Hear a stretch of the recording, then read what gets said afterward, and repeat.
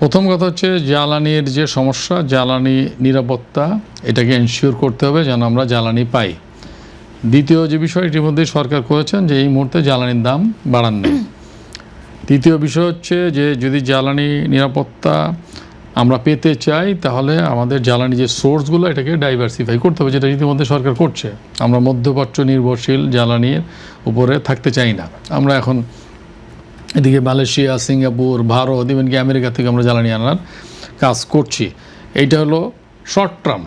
আর long টার্মে জ্বালানি নিয়ে যেন বড় ধরনের সমস্যা না হয়, সেক্ষেত্রে আমাদের নিজস্ব এক্সপ্লোরেশনে যেতে হবে। এর বাইরে আমাদের রিনিউয়েবল এনার্জি ব্যবহার করার পরিমাণ বাড়াতে হবে। এর বাইরে ধরেন আমাদের যেটা আছে যে আমাদের এখন যে রিগ্যাসিফিকেশন করি, যেটাকে বলে এফএসআরইউ, আমরা যে এলএনজি ইম্পোর্ট করি, সেটা আপনি চাইলেই আপনি এলএনজি ইম্পোর্ট করতে পারবেন, কিন্তু আপনি রিগ্যাসিফিকেশন করতে পারবেন না।